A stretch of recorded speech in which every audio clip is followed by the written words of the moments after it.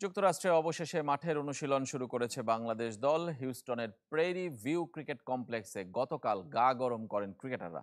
তবে ব্যাট বলের অনুশীলন হয়নি। শুরুতে ওয়ার্ম আপ স্ট্রেচিং এর পর ফুটবল নিয়ে মেতে ওঠেন নাজমুল শান্ত, মাহমুদুল্লাহ, সাকিব আল হাসানরা। টর্নেডোর জন্য প্রথম দিনের অনুশীলন বাতিল হয়। আজ বাংলাদেশ সময় রাত 1টায় অনুশীলনে নামবে দল।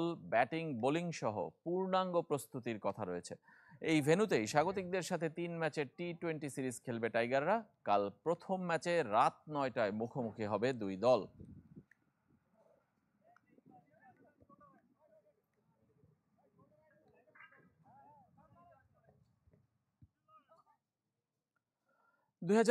ওয়ানডে বিশ্বকাপে তার নেতৃত্ব গুণেই কোয়ার্টার ফাইনাল খেলেছিল বাংলাদেশ। প্রায় এক দশক পর বর্তমান দলটির মূল্যায়ন করেছেন মাশরাফি বিন মুর্তজা। দ্বিতীয় পর্বে যাওয়ার স্বপ্ন দেখছেন ম্যাচ, আশাবাদী প্রোটিয়াদের হারানোর।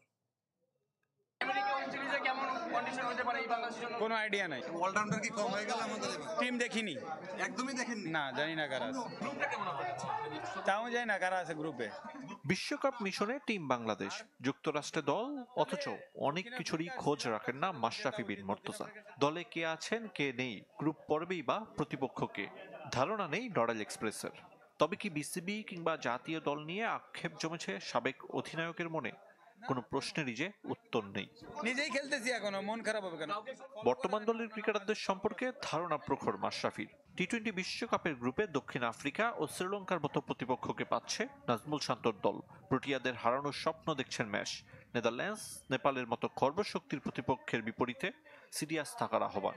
দক্ষিণ আফ্রিকা আর শ্রীলঙ্কার সাথে তো জেতা উচিত। দক্ষিণ আফ্রিকার সাথে তো সিরিজ জিতে এসেছে একবার, যদিও ওয়ানডে। ওইদের সাথেও যদি আপনি হারার চিন্তা করেন তাহলে তো কঠিন হবে কাজটা। অবশ্যই আমি চিন্তা করছি এই দুইটার একটা থেকে জিতে ওগুলোকে হারিয়ে, আর ওয়াই নট যে দক্ষিণ আফ্রিকা দুইটাকেই চিন্তা করা যায়, হারাইতে পারবে না।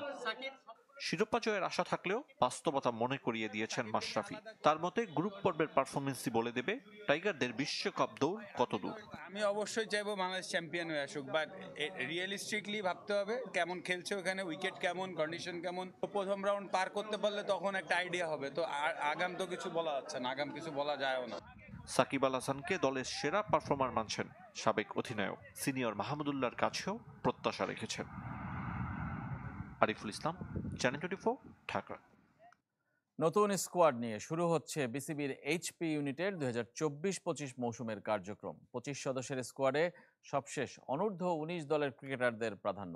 গত মৌসুমের ক্যাম্পে থাকা আইচ মোল্লা, অমিত হাসান, প্রান্তিক নওরোজ, রিপন মণ্ডলরা এবারও আছেন। গতবার স্কোয়াডে থাকা নাইম হোসেন সাকিবের সঙ্গে যুক্ত হয়েছেন আরও 2 লেগ স্পিনার ওয়াসি সিদ্দিক এবং মেহেদি হাসান। প্রিমিয়ার লিগে 28 উইকেট নেয়া গাজী গ্রুপ ক্রিকেটার্সের পেসার রুয়েল মিয়া ও একই ক্লাবের ব্যাটার হাবিবুর রহমান সোহানও জায়গা করে নিয়েছেন স্কোয়াডে। কাল থেকে হেড কোচ ছাড়াই আপাতত বিসিবি ট্রেনারের অধীনে শুরু হচ্ছে স্ট্রেংথ ও কন্ডিশনিং ক্যাম্প, যা 14 জুন পর্যন্ত চলবে। ইংরেজিতে দক্ষতা অর্জন, সংবাদ মাধ্যমে কথা বলা, দুর্নীতি দমন ইউনিটের নিয়ম এবং খাদ্যাভ্যাস সম্পর্কে শেখানো হবে তরুণদের।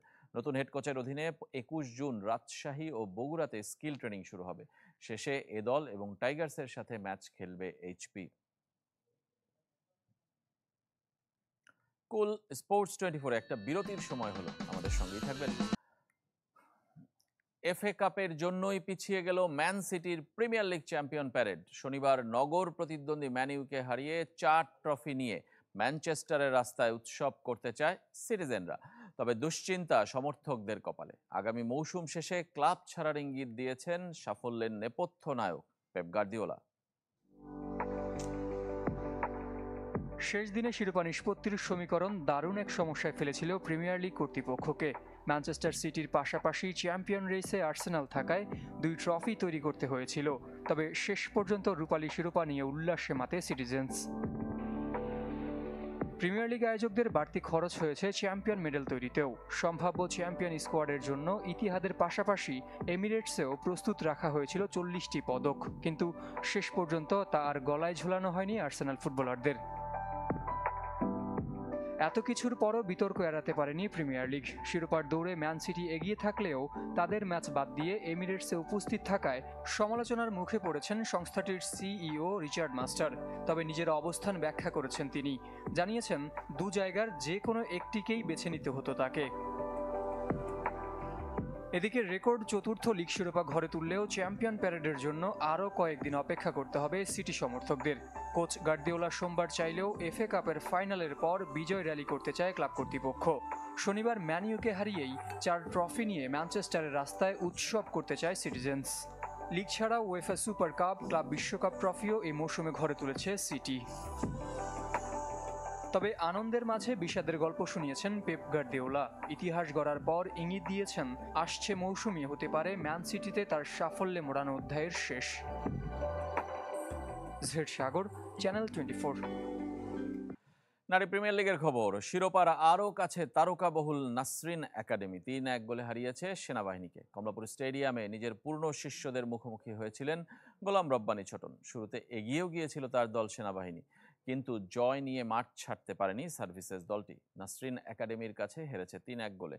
6 ম্যাচ খেলে লিগে এখনও অপরাজিত জাতীয় দলের বেশিরভাগ ফুটবলারকে নিয়ে গড়া দলটি 5 জয় আর 1 ড্রয়ে 16 পয়েন্ট নিয়ে শীর্ষে সোহেল রহমানের দল। সমান ম্যাচে 12 পয়েন্ট নিয়ে 3-এ সেনাবাহিনী। স্পোর্টস মেডিসিন এবং গুডস ম্যানুফ্যাকচারিং উন্নয়নে বাংলাদেশের সাথে যৌথভাবে কাজ করতে চায় ভারত। এছাড়াও বাংলাদেশের যুব ও ক্রীড়া উন্নয়নে ভূমিকা রাখতে চায় প্রতিবেশী দেশটি। সচিবালয়ে যুব ও ক্রীড়া মন্ত্রী নাজমুল হাসানের সাথে সৌজন্য সাক্ষাৎ শেষে জানিয়েছেন বাংলাদেশে নিযুক্ত ভারতের রাষ্ট্রদূত প্রণয় ভার্মা। বৃহৎ পরিসরে যুব বিনিময় কর্মসূচির কথাও ভাবছে ভারত। বিভিন্ন ডিসিপ্লিনে দুই দেশের অভিজ্ঞতা বিনিময়ের মাধ্যমে ক্রীড়া উন্নয়ন সম্ভব বলে জানিয়েছেন নাজমুল হাসান। মন্ত্রী এ সময় মুক্তিযুদ্ধকালীন ভারতের অবদানের কথা কৃতজ্ঞতার সাথে স্মরণ করেন।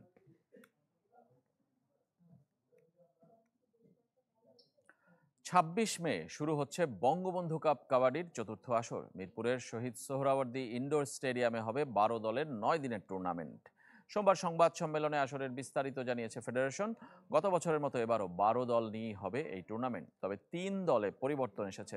আর্জেন্টিনা, ইংল্যান্ড এবং চাইনিজ তাইপের পরিবর্তে অংশ নিচ্ছে দক্ষিণ কোরিয়া, জাপান এবং উগান্ডা। ভেন্যুও পরিবর্তন হয়েছে। সংবাদ সম্মেলনে ফেডারেশনের সভাপতি এবং পুলিশ মহাপরিদর্শক চৌধুরী আব্দুল্লাহ আল মামুন জানিয়েছেন, ভেন্যু সংকট কাটাতে নিজেদের কমপ্লেক্সের চেষ্টা অব্যাহত আছে। আগের 3 আসরের মতো এবারও বর্ণিল আয়োজনের লক্ষ্য কর্মকর্তাদের। সংবাদ সম্মেলনে সংসদ সদস্য এবং সাবেক ক্রিকেট অধিনায়ক মাশরাফি বিন মুর্তজা, ফেডারেশন সাধারণ সম্পাদক ও Dhaka metropolitan police commissioner Habibur Rahman উপস্থিত ছিলেন। মাশরাফি জানিয়েছেন, কাবাডি সহ যে কোনো ক্রীড়ার পাশেই আছেন তিনি। বিশ্বকাপ ক্রিকেটে চ্যাম্পিয়ন হওয়ার প্রত্যাশার চেয়েও মাশরাফির আশা একটি অলিম্পিক পদক দেশের ক্রীড়ার মান বদলে দেবে।